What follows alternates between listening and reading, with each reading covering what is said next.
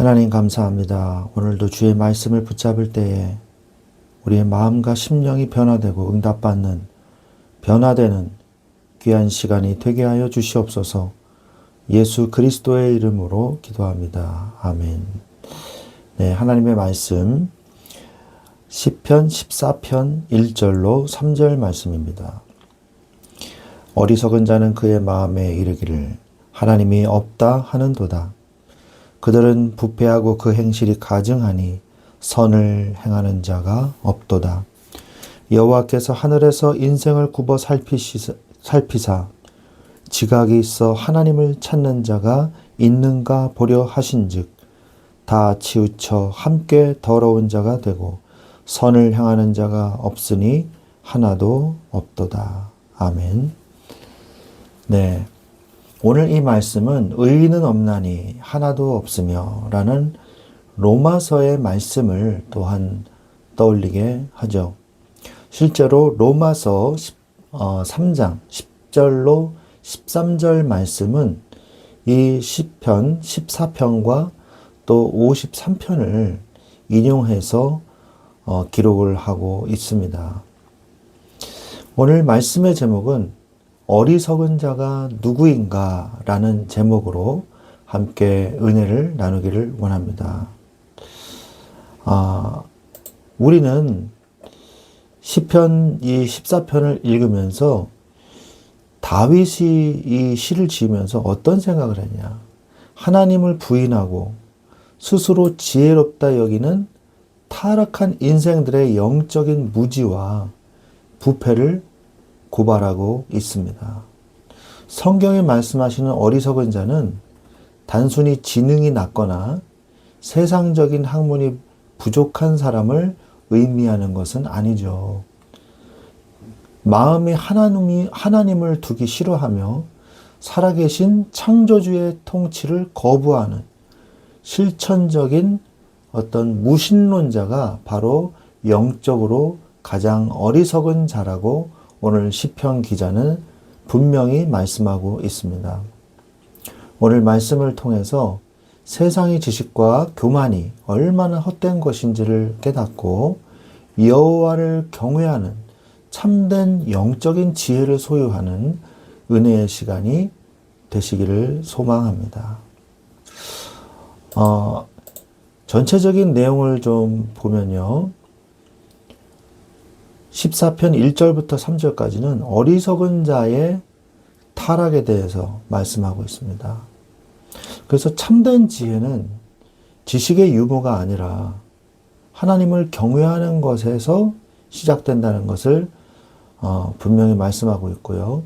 입술로는 하나님을 시인하나 삶으로는 부인하는 실천적 무신론자가 되지 않도록 늘 자신을 성찰하면서 부패한 세상 속에서도 지각을 다해 창조주 하나님을 간절히 찾아야 하는 것을 우리는 알 수 있습니다. 또한 14편 4절로 6절은 악인의 두려움과 피난처에 대해서 말씀하고 있죠. 떡 먹듯이 여호와의 백성을 삼키며 하나님을 부르지 않는 악인들은 무지함 속에서도 그 무지함 속에서도 하나님이 의인의 세대에 계심을 발견하고 결국에는 발견하게 된다는 거예요. 그리고 두려워하고 또 크게 떠는 그 내용이 나옵니다.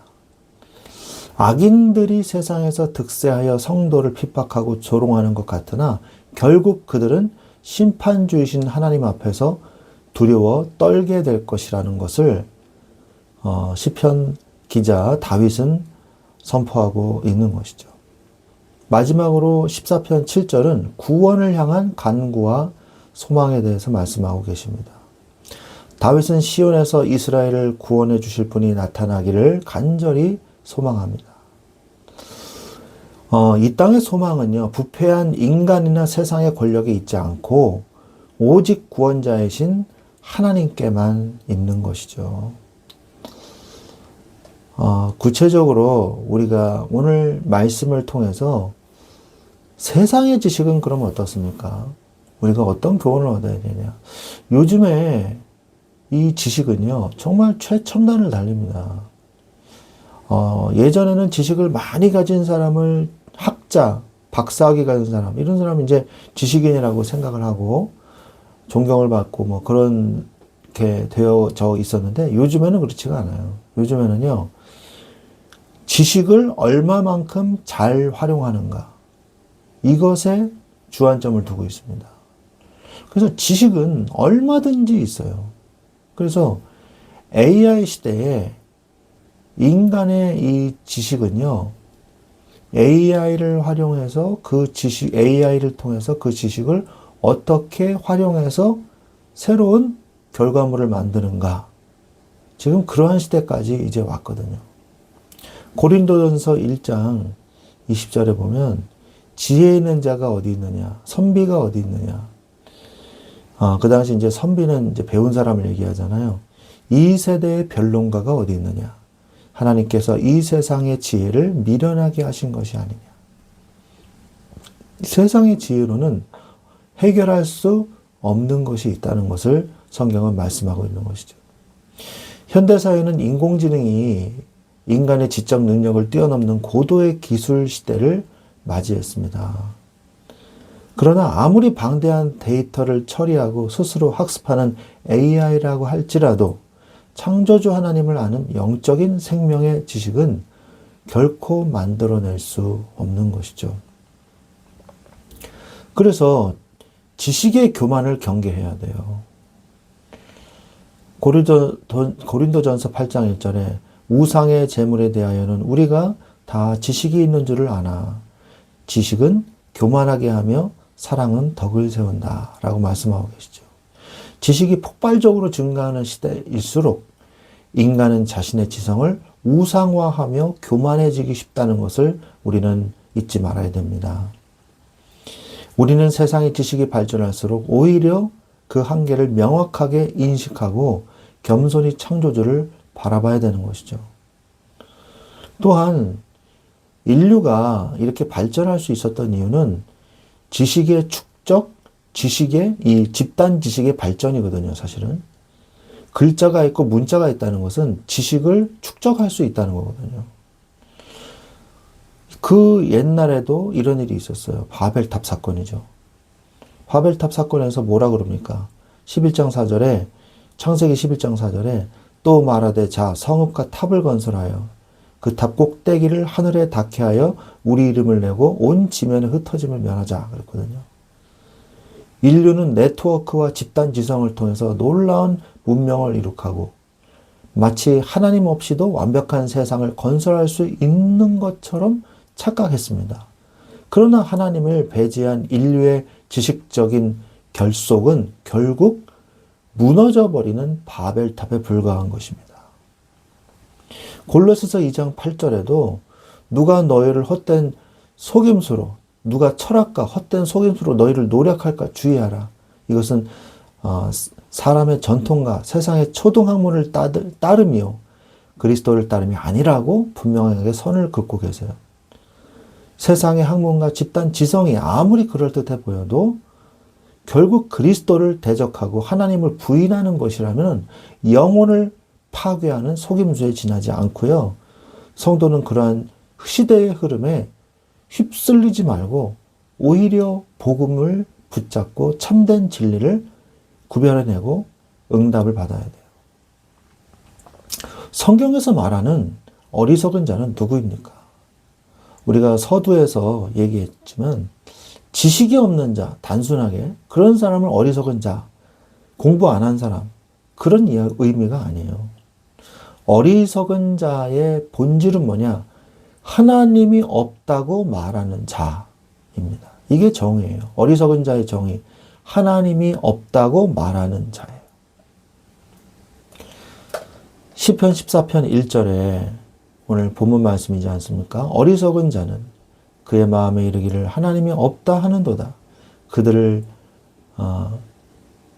부패하고 그 행실이 가증하니 선을 행하는 자가 없도다. 말씀하고 계십니다. 성경이 말하는 가장 어리석은 자는 지식이 부족한 자가 아니라 창조주를 부인하는 실천적인 무신론자입니다.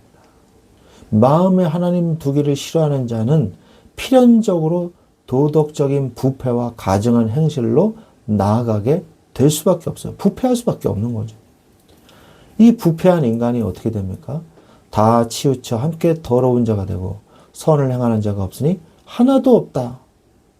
오늘 말씀은 한 명도 없다 선포하고 있는 거죠. 3절에. 하나님이 없다고 스스로 선언한 인간은 스스로 선의 기준이 되려 하지만 결국 죄로 인해 다 치우쳐 타락할 수밖에 없습니다. 하나님을 떠난 인생에는 그 어떤 영적인 선함도 존재할 수 없는 거예요. 왜? 하나님이 선함의 기준이시기 때문이죠. 하나님을 두려워하는 사람들이 있어요. 바로 이 무식한 사람들, 하나님이 없다 하는 사람들. 결국 죄인으로서 필연적인 두려움이 임하게 됩니다. 14편 5절에 그러나 거기서 그들은 두려워하고 두려워하였으니 하나님이 의인의 세대에 계시미로다. 하나님이 없다고 소리치며 악을 행하던 자들도 심판하시는 하나님이 이 의인들과 함께 직면할 때 극심한 공포에 사로잡히게 되는 것입니다. 무신론의 교만함 뒤에는 심판을 향한 본질적인 영적 두려움이 숨겨져 있는 거죠. 이 악인은 결국 심판을 피할 수 없어요. 어리석은 자들은 이 땅에서 성도를 조롱하고 승리하는 것 같지만 결국 마지막 심판의 날에 하나님의 진노 앞에 피할 곳이 없는 두려운 자들이 갈 곳은 어디입니까? 멸망하는 곳밖에 없는 거예요. 지옥밖에 없는 거예요. 성경에서 말하는 지혜로운 자는 그럼 누굽니까? 하나님을 아는 지식. 칼빈이 얘기한 하나님을 아는 지식을 가진 자예요. 구원의 지식을 아는 자죠. 요한복음 17장 3절에 영생은 곧 유일하신 참 하나님과 그가 보내신 자 예수 그리스도를 아는 것이니이다. 아멘. 요절로 외우십시오. 영생은 곧 유일하신 참 하나님과 그가 보내신 자 예수 그리스도를 아는 것이라고 했어요. 안다. 세상의 지식이 아무리 뛰어나도 영혼을 구원하지는 못합니다. 참된 지혜를 가진 자는 십자가의 은혜를 깨닫게 되고요. 나를 죄에서 건지신 예수 그리스도를 인격적으로 알고 받아들이는 생명의 지식을 소유한 자인 것입니다. 하나님을 인식하고 하나님과 동행하는 자가 지혜로운 사람이에요. 지혜는 단순한 이론이 아닙니다. 매 순간 살아계신 하나님을 내 삶의 주인으로 인식하고 그분의 말씀에 순종하며 겸손히 동행하는 삶의 태도가 바로 성도의 가장 빛나는 지혜인 것입니다. 지혜로운 자가 결국 누굽니까? 하나님을 경외하는 자예요. 경배와 예배를 드리는 자가 지혜로운 자인 것입니다. 예수님께서는 사마리아 땅에서 이와 같이 하나님은 영이시니 예배하는 자가 영과 진리로 예배해야 된다고 말씀하고 계시죠. 피조물인 인간이 창조주를 경외하며 엎드려 예배하는 것보다 더 합당하고 지혜로운 자리와 그 모습은 없는 것이에요. 지혜로운 자는 삶의 최우선순위를 예배에 두고 온 마음을 다해 하나님의 영광을 높여 드리는 것입니다. 모든 지식의 근본은 하나님이세요. 잠언서 1장 7절에 여호와를 경외하는 것이 지식의 근본이오늘 미련한 자는 지혜와 훈계를 멸시한다고 그랬습니다. 우주의 창조주이신 하나님을 경외하는 마음 없이 쌓아 올린 모든 지식은요, 헛된 지식이에요. 하나님에서부터 출발한 지식이어야지 되는 거예요.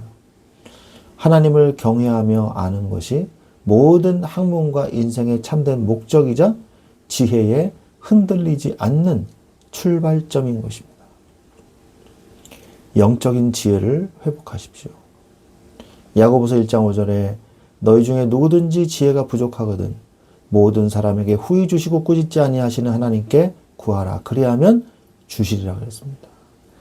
어리석고 패역한 세대 속에서 우리가 요동치지 않으려면 위로부터 임하는 하늘의 지혜가 필수예요. 자신의 얄팍한 지혜를 의지하지 말고 후후히 주시는, 그리고 꾸짖지 아니하시는 하나님께 영적인 분별력을 날마다 간구해야 됩니다. 로마서 12장 1절 2절 말씀처럼. 다스리고 정복할 지혜도 하나님이 주십니다. 영적인 지혜를 회복한 자에게 하나님은 세상을 넉넉히 다스리고 이길 수 있는 탁월한 능력도 같이 주시는 거예요. 그러나 순서는 뭐예요? 하나님을 아는 지식이 먼저여야죠. 세상의 지식을 초월하여 시대를 이끌어가는 거룩한 영향력은 오직 하나님을 경외할 때 주어지는 것입니다. 사랑하는 귀한 우리 성도 여러분, 지식이 넘쳐나는 첨단 시대 속에서도 결국 창조주를 부인하는 자는 영적으로 어리석은 자입니다. 헛된 세상의 지식과 교만의 마음을 빼앗기지 마십시오. 오직 하나님을 아는 생명의 지식을 소유하고 주님을 경외함으로 참된 예배자의 삶을 사시기를 바랍니다.